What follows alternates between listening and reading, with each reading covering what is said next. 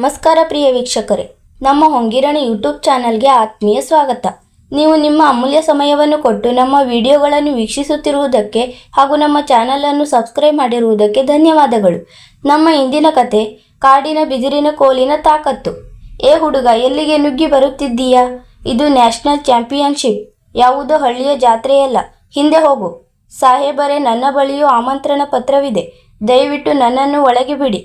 ಅರೆ ಗೆಳೆಯರೇ, ನೋಡಿ, ಇವನ ಹತ್ತಿರ ಕನಿಷ್ಠ ಶೂ ಖರೀದಿಸಲು ಹಣವಿಲ್ಲ. ಇವನು 70 ಮೀಟರ್ ದೂರದ ಗುರಿಯನ್ನು ಹೇಗೆ ತಾನೇ ಹೊಡೆದಾನು? ಗುರಿಯನ್ನು ಶೂಗಳಿಂದಲ್ಲ ಸಾಹೇಬರೇ, ಗುಂಡಿಗೆ ಮತ್ತು ದೃಷ್ಟಿಯಿಂದ ಹೊಡೆಯಲಾಗುತ್ತದೆ. ಸಾಕಷ್ಟು ಮಾತಾಡಿದೆ ನೀನು.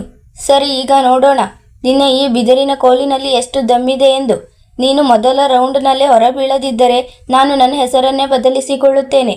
ಈ ಕಥೆಯು ಬಿಲ್ಲುಗಾರಿಕೆ ಬಗ್ಗೆ ಅಲ್ಲ, ಬದಲಾಗಿ ಗಾಯಗೊಂಡ ಹೃದಯದಿಂದ ಹೊರಬಂದ ಬಾಣದ ಬಗ್ಗೆ. ಇದು ತನ್ನ ಹೆಬ್ಬೆರಳನ್ನು ಕತ್ತರಿಸಿಕೊಳ್ಳದೆಯೇ ಇಡೀ ಜಗತ್ತನ್ನು ತನ್ನ ಪಾದದಡಿಯಲ್ಲಿ ಬಗ್ಗುವಂತೆ ಮಾಡಿದ ಏಕಲವ್ಯನ ಕತೆ. ಇಂದು ನೀವು ನೋಡುತ್ತೀರಿ, ಲಕ್ಷಾಂತರ ರೂಪಾಯಿಗಳ ಕಾರ್ಬನ್ ಫೈರ್ ಬಿಲ್ಲು ವಿಫಲವಾದಾಗ ಕಾಡಿನ ಬಿದಿರಿನಿಂದ ಮಾಡಿದ ಸಾಮಾನ್ಯ ಬಿಲ್ಲು ಹೇಗೆ ಇತಿಹಾಸ ಸೃಷ್ಟಿಸುತ್ತದೆ ಎಂದು. ಕಾಲಿಗೆ ಶೂಗಳಿಲ್ಲದ ಒಬ್ಬ ಆದಿವಾಸಿ ಹುಡುಗ ದೇಶದ ಒಲಿಂಪಿಕ್ ಚಾಂಪಿಯನ್ ಅನ್ನು ಸೋಲಿಸಬಲ್ಲನೆ? ಇದು ಶ್ರೀಮಂತಿಕೆ ಮತ್ತು ಬಡತನದ ನಡುವಿನ ಹೋರಾಟವಲ್ಲ, ಅಹಂಕಾರ ಮತ್ತು ಸಂಸ್ಕಾರದ ನಡುವಿನ ಹೋರಾಟ. ಒಂದು ವೇಳೆ ಪ್ರತಿಭೆ ಯಾರದೋ ಖಾಸಗಿ ಸ್ವತ್ತಲ್ಲ ಎಂದು ನೀವು ನಂಬುವುದಾದರೆ ಈ ಚಾನಲ್ ಅನ್ನು ಸಬ್ಸ್ಕ್ರೈಬ್ ಮಾಡಿ, ಕಮೆಂಟ್ನಲ್ಲಿ ಜೈ ಹಿಂದ್ ಎಂದು ಬರೆಯಿರಿ. ಬನ್ನಿ ಆ ಮೈದಾನಕ್ಕೆ ಹೋಗೋಣ. ಎಲ್ಲಿ ಇಂದು ಕಾಡಿನ ಸಿಂಹವೊಂದು ಬೇಟೆಯಾಡಲು ಇಳಿದಿದೆಯೋ ಅಲ್ಲಿ ದೆಹಲಿಯ ನ್ಯಾಷನಲ್ ಸ್ಟೇಡಿಯಂ ಇಂದು ಒಂದು ವಿಭಿನ್ನ ರಂಗಿನಿಂದ ಕಂಗೊಳಿಸುತ್ತಿತ್ತು. ದೇಶದ ಮೂಲೆ ಮೂಲೆಗಳಿಂದ ಬಂದ ಶ್ರೀಮಂತರು VIP ಬಾಕ್ಸ್ನಲ್ಲಿ ಕುಳಿತಿದ್ದರು. AC ಗಾಳಿ ಬರುತ್ತಿತ್ತು ಮತ್ತು ಅವರ ಕೈಯಲ್ಲಿ ವಿದೇಶಿ ನೀರಿನ ಬಾಟಲಿಗಳಿದ್ದವು. ಇಂದು ನ್ಯಾಷನಲ್ ಆರ್ಚರಿ ಚಾಂಪಿಯನ್ಶಿಪ್ನ ಫೈನಲ್ ಇತ್ತು. ಮೈದಾನದ ಮಧ್ಯದಲ್ಲಿ ರಂಗುರಂಗಿನ ಟಾರ್ಗೆಟ್ಗಳನ್ನು ಇರಿಸಲಾಗಿತ್ತು ಮತ್ತು ಅಲ್ಲಿ ದೇಶದ ಅತ್ಯುತ್ತಮ ಬಿಲ್ಲುಗಾರರು ನಿಂತಿದ್ದರು. ಪ್ರತಿಯೊಬ್ಬ ಆಟಗಾರನ ಮೈಮೇಲೆ ಬ್ರ್ಯಾಂಡೆಡ್ ಜರ್ಸಿ ಇತ್ತು. ಕಣ್ಣಿನ ಮೇಲೆ ದುಬಾರಿ ಕನ್ನಡಕಗಳಿದ್ದವು ಮತ್ತು ಅವರ ಕೈಯಲ್ಲಿದ್ದ ಬಿಲ್ಲುಗಳು ಯಾವುದೇ ಸಾಮಾನ್ಯ ಮರದ ಬಿಲ್ಲುಗಳಾಗಿರಲಿಲ್ಲ. ಅವು ಕಾರ್ಬನ್ ಫೈರ್ ಮತ್ತು ಅಲ್ಯೂಮಿನಿಯಂನಿಂದ ಮಾಡಿದ ಆಧುನಿಕ ಯಂತ್ರಗಳಾಗಿದ್ದವು. ಇವುಗಳ ಬೆಲೆ 5 ರಿಂದ 10 ಲಕ್ಷ ರೂಪಾಯಿ ಆಗಿತ್ತು. ಈ ಬಿಲ್ಲುಗಳಿಗೆ ದೂರದರ್ಶಕ ಅಂದರೆ ಟೆಲಿಸ್ಕೋಪ್ ಮತ್ತು ಗಾಳಿಯ ವೇಗವನ್ನು ಅಳೆಯುವ ಸ್ಟೆಬಿಲೈಸರ್ಗಳನ್ನು ಅಳವಡಿಸಲಾಗಿತ್ತು. ಈ ಆಟಗಾರರು ಮನುಷ್ಯರಲ್ಲ, ಬದಲಾಗಿ ರೋಬೋಟ್ಗಳಂತೆ ಕಾಣುತ್ತಿದ್ದರು. ಈ ಗುಂಪಿನಲ್ಲಿ ಅತಿ ಹೆಚ್ಚು ಅಹಂಕಾರ ಹೊಂದಿದವನೆಂದರೆ ಆರ್ಯನ್ ಸಿಂಘಾನಿಯಾ. ಆರ್ಯನ್ ಕಳೆದ 2 ವರ್ಷಗಳಿಂದ ನ್ಯಾಷನಲ್ ಚಾಂಪಿಯನ್ ಆಗಿದ್ದ ಮತ್ತು ಒಲಿಂಪಿಕ್ಸ್ಗೂ ಹೋಗಿ ಬಂದಿದ್ದ. ಅವನ ತಂದೆ ಈ ಸ್ಪೋರ್ಟ್ಸ್ ಫೆಡರೇಷನ್ನ ಅತಿ ದೊಡ್ಡ ದಾನಿಯಾಗಿದ್ದರು. ಆರ್ಯನ್ ಕೈಯಲ್ಲಿದ್ದ ಬಿಲ್ಲನ್ನು ಅಮೆರಿಕದಿಂದ ತರಿಸಲಾಗಿತ್ತು. ಅದರ ಬೆಲೆ 20 ಲಕ್ಷ ರೂಪಾಯಿ ಆಗಿತ್ತು. ಅವನು ತನ್ನ ಮಣಿಕಟ್ಟಿಗೆ ಬೆವರು ಒರೆಸುವ ಬ್ಯಾಂಡ್ ಕಟ್ಟಿಕೊಳ್ಳುತ್ತಾ ತನ್ನ ಕೋಚ್ ಜೊತೆ ನಗುತ್ತಾ ಮಾತನಾಡುತ್ತಿದ್ದ. ಇಂದಿನ ಗೋಲ್ಡ್ ಮೆಡಲ್ ತನ್ನ ಕುತ್ತಿಗೆಗೆ ಬೀಳಲಿದೆ ಎಂದು ಅವನಿಗೆ ಮೊದಲೇ ತಿಳಿದಿತ್ತು, ಏಕೆಂದರೆ ಅವನಿಗೆ ಸವಾಲು ಹಾಕುವವರು ಅಲ್ಲಿ ಯಾರೂ ಇರಲಿಲ್ಲ. ಅಷ್ಟರಲ್ಲಿ ಸ್ಟೇಡಿಯಂನ ಎಂಟ್ರಿ ಗೇಟ್ ಹತ್ತಿರ ಗಲಾಟೆಯಾಯಿತು. ಸೆಕ್ಯೂರಿಟಿ ಗಾರ್ಡ್ಗಳು ಯಾರನ್ನೋ ಒಳಬರದಂತೆ ತಡೆಯುತ್ತಿದ್ದರು. ಓಡು ಇಲ್ಲಿಂದ, ಇದೇನು ಸರ್ಕಸ್ ಅಲ್ಲ ನೀನು ನಿನ್ನ ತಮಾಷೆ ತೋರಿಸಲು ಎಂದು ಗಾರ್ಡ್ ಕಿರುಚಿದ.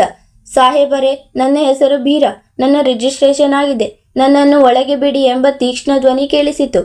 ಆರ್ಯನ್ ಮತ್ತು ಉಳಿದ ಆಟಗಾರರ ಗಮನ ಅತ್ತ ಹೋಯಿತು. ಗಾರ್ಡ್ಗಳು ಒಬ್ಬ ಆದಿವಾಸಿ ಹುಡುಗನನ್ನು ತಳ್ಳುತ್ತಿರುವುದನ್ನು ಅವರು ಕಂಡರು. ಆ ಹುಡುಗನ ಶರೀರ ಗಟ್ಟಿಮುಟ್ಟಾಗಿತ್ತು, ತಾಮ್ರದ ಬಣ್ಣದ ಮೈಬಣ್ಣವಿತ್ತು ಮತ್ತು ಬಟ್ಟೆಯ ಹೆಸರಿನಲ್ಲಿ ಬರೀ ಒಂದು ಧೋತಿಯನ್ನು ಮಾತ್ರ ಸುತ್ತಿಕೊಂಡಿದ್ದ. ಅವನ ಪಾದಗಳಿಗೆ ಶೂಗಳಿರಲಿಲ್ಲ, ಹಿಮ್ಮಡಿಗಳು ಒಡೆದಿದ್ದವು. ಎಲ್ಲಕ್ಕಿಂತ ಆಶ್ಚರ್ಯಕರ ಸಂಗತಿಯೆಂದರೆ ಅವನ ಹೆಗಲ ಮೇಲೆ ಯಾವುದೇ ವಿದೇಶಿ ಬಿಲ್ಲಿರಲಿಲ್ಲ, ಬದಲಾಗಿ ಕಾಡಿನ ಬಿದಿರಿನಿಂದ ಮಾಡಿದ ಹಳೆಯ ಮತ್ತು ಅಂಕುಡೊಂಕಾದ ಬಿಲ್ಲು ನೇತಾಡುತ್ತಿತ್ತು. ಅವನ ಬೆನ್ನಿನ ಮೇಲೆ ಬಾಣಗಳ ಕೋಶದ ಬದಲು ಬಿದಿರಿನ ಬುಟ್ಟಿ ಇತ್ತು, ಅದರಲ್ಲಿ ಹಕ್ಕಿಯ ಪುಕ್ಕಗಳನ್ನು ಹಚ್ಚಿದ ಬಾಣಗಳಿದ್ದವು. ಆರ್ಯನ್ ಜೋರಾಗಿ ನಕ್ಕನು ಮತ್ತು ತನ್ನ ಜೊತೆಗಾರರಿಗೆ ಹೇಳಿದನು, ನೋಡಿ ಗೆಳೆಯರೇ, ಈಗ ಈ ಕಾಡು ಮನುಷ್ಯರು ನಮ್ಮ ಜೊತೆ ಸ್ಪರ್ಧಿಸುತ್ತಾರಂತೆ. ಪಾಪ ಹಾದಿ ತಪ್ಪಿ ಕಾಡಿನಿಂದ ನಗರಕ್ಕೆ ಬಂದಂತಿದೆ. ಏ ಹುಡುಗ, ಇಲ್ಲಿ ಹಕ್ಕಿಗಳನ್ನು ಹೊಡೆಯಲು ಆಗುವುದಿಲ್ಲ. ಇದು ನ್ಯಾಷನಲ್ ಚಾಂಪಿಯನ್ಶಿಪ್. ನಡಿ, ಇಲ್ಲಿಂದ ಹೊರಡು. ಬೀರ ಗಾರ್ಡ್ನ ಕೈಯನ್ನು ಚಾಟಿಸಿ ತನ್ನ ಜೇಬಿನಿಂದ ಮಡಚಿದ ಒಂದು ಕಾಗದ ಹೊರತೆಗೆದನು. ಇಗೋ ನೋಡಿ ಸಾಹೇಬರೇ, ಕೋಚ್ ಸಿನ್ಹಾ ಸಾಹೇಬರು ನನ್ನನ್ನು ಕರೆಸಿದ್ದಾರೆ. ನನ್ನ ಹೆಸರು ಲಿಸ್ಟ್ನಲ್ಲಿದೆ.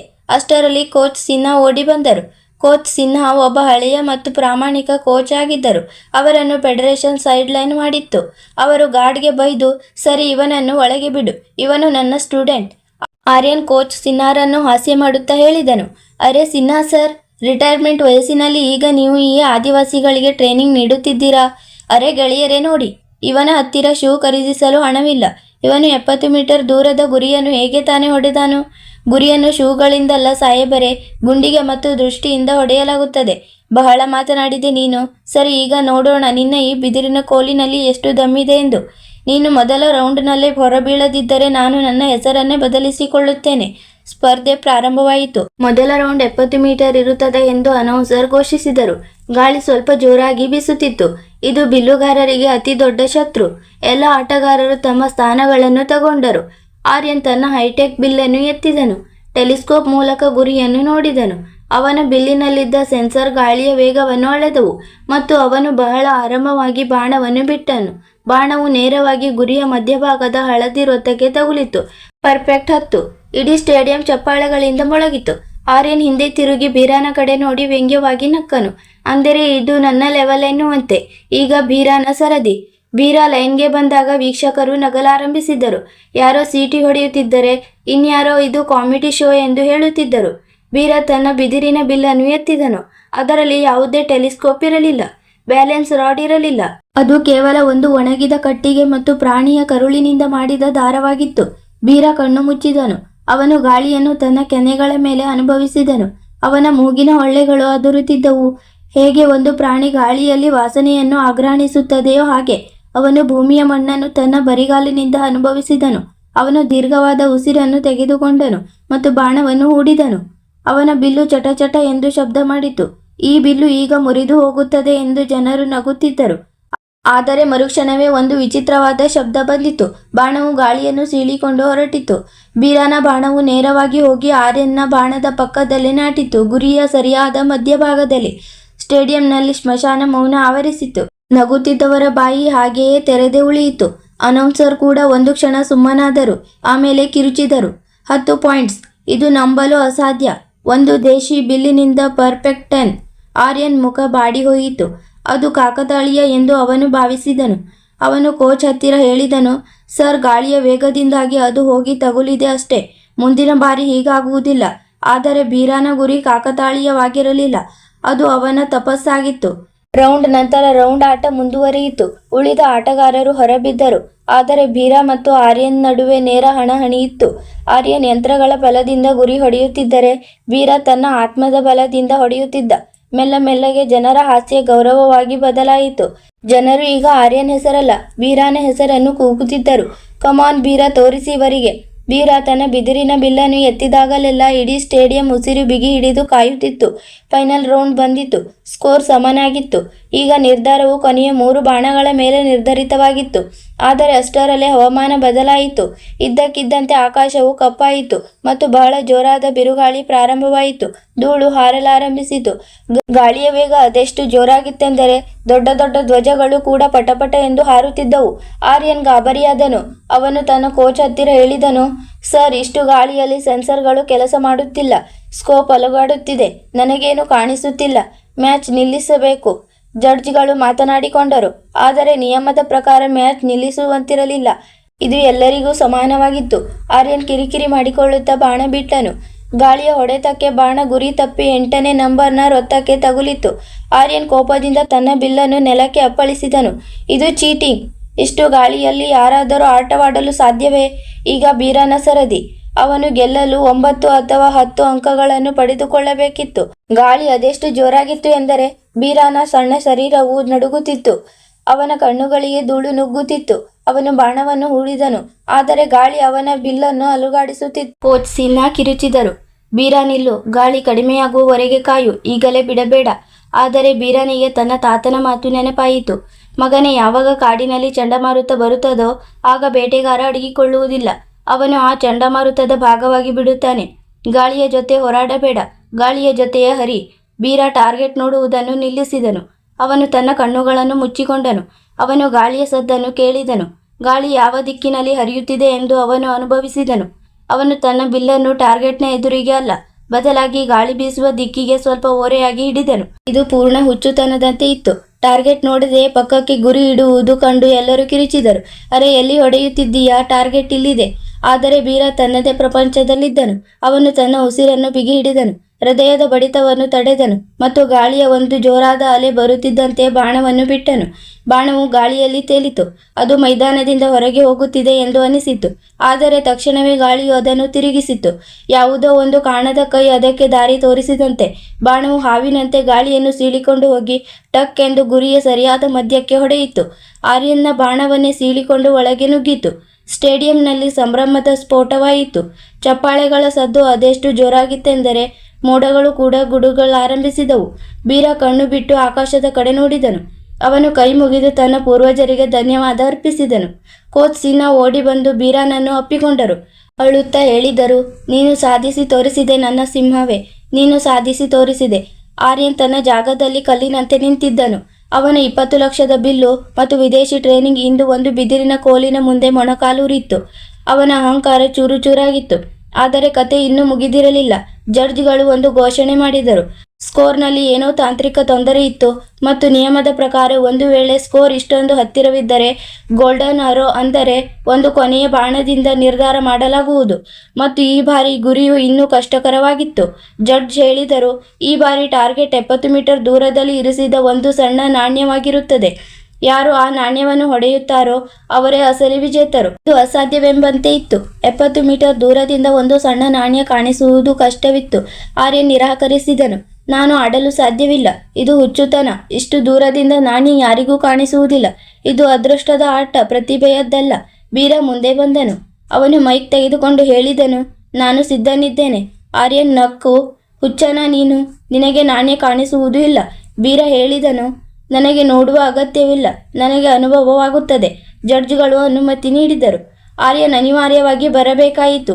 ಮೊದಲು ಆರ್ಯನ್ ಪ್ರಯತ್ನಿಸಿದನು. ಅವನು ಬಹಳ ಹೊತ್ತು ಗುರಿ ಹಿಡಿದನು. ಆದರೆ ಅವನ ಕೈಗಳು ನಡುಗುತ್ತಿದ್ದವು. ಅವನ ಆತ್ಮವಿಶ್ವಾಸ ಹುದುಗಿ ಹೋಗಿತ್ತು. ಅವನು ಬಾಣ ಬಿಟ್ಟನು ಮತ್ತು ಬಾಣವು ನಾಣ್ಯದ ಪಕ್ಕದಿಂದ ಹಾದು ಹೋಯಿತು. ಬಹಳ ಹತ್ತಿರವಿತ್ತು, ಆದರೆ ತಗುಲಲಿಲ್ಲ. ಈಗ ಬೀರಾನ ಸರದಿ. ಜಗತ್ತಿಗೆ ಆದಿವಾಸಿಗಳು ಹಿಂದುಳಿದವರಲ್ಲ, ಅವರು ಬರೀ ಸೌಲಭ್ಯಗಳಿಂದ ವಂಚಿತರಾಗಿದ್ದಾರೆ ಎಂದು ಸಾಬೀತುಪಡಿಸಲು ಇದು ಅವನ ಕೊನೆಯ ಅವಕಾಶವಾಗಿತ್ತು. ಬೀರ ತನ್ನ ಬುಟ್ಟಿಯಿಂದ ತನ್ನ ಅತಿ ಉತ್ತಮವಾದ ಬಾಣವನ್ನು ಹೊರತೆಗೆದನು. ಅದರ ಹಿಂದೆ ನವಿಲುಗರಿ ಹಚ್ಚಲಾಗಿತ್ತು.